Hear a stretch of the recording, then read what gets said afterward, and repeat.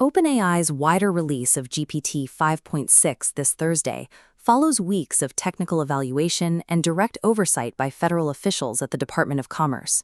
This level of state scrutiny marks the moment the open, global API era came to a close.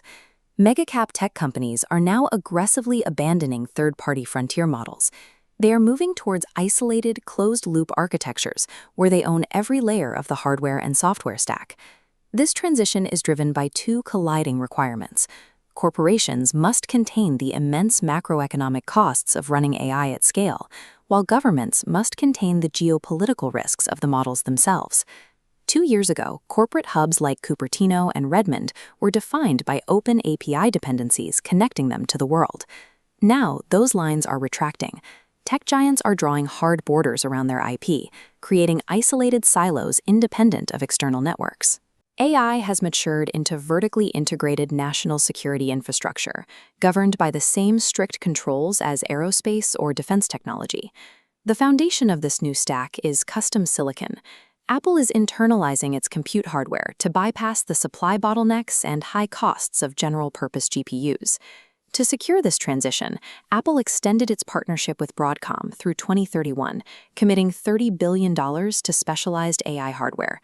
The goal is the development of custom application-specific integrated circuits, or ASICs, specifically a chip codenamed Baltra, a high-performance variant of the M5 Ultra. This hardware is designed to run local inference for Siri by early 2027, allowing the system to process requests without sending user data to an external cloud. Controlling proprietary silicon allows megacaps to lock in their compute economics and eliminate their reliance on external chip suppliers. The shift toward internalization is moving up the stack into software. Routing billions of daily enterprise requests through massive third-party frontier models creates a per-token cost that is unsustainable for long-term profit. Microsoft AI lead Mustafa Suleyman is now swapping out expensive models like Anthropic's Opus 4.8 for internal alternatives. For everyday tasks in Excel and Outlook, Microsoft is deploying its own MAI models to cut costs. Meta is following a parallel path. After years of outsourcing creative AI to Midjourney, Meta's Superintelligence Labs has released its own in-house model, Muse Image, to handle creation across Instagram and WhatsApp.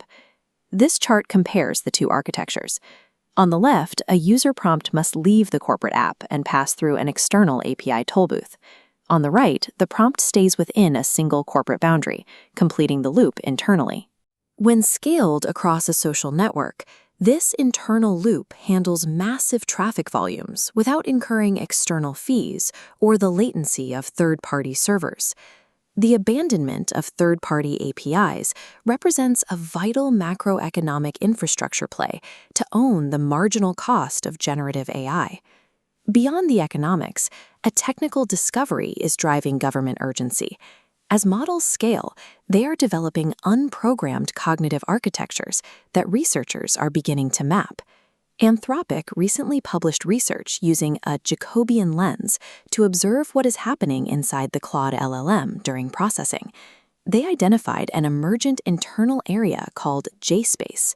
This is a hidden workspace where the model performs reasoning steps that are never reflected in the visible text it generates for the user.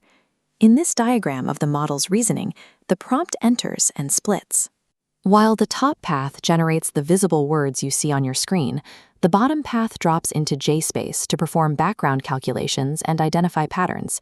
Anthropic proved J-space controls the final output. By manually editing a concept inside this hidden workspace, swapping a spider pattern for an ant, they changed the model's final answer from 8 legs to 6, even though the model never thought about the change in its visible text. When researchers deleted J-space, the model could still chat, but its ability to solve multi-step problems collapsed. The core reasoning was happening entirely in the dark. This opaque off-screen reasoning represents a severe capability overhang. It turns commercial AI into an unpredictable asset with the potential for unmonitored autonomous reasoning. Governments are responding to these latent capabilities with the same strict logic used for high-end weapon systems, export controls, and gated access. In Washington, the Department of Commerce has taken direct control over the launch of OpenAI's GPT 5.6, subjecting the model to weeks of technical evaluation before it could reach the public.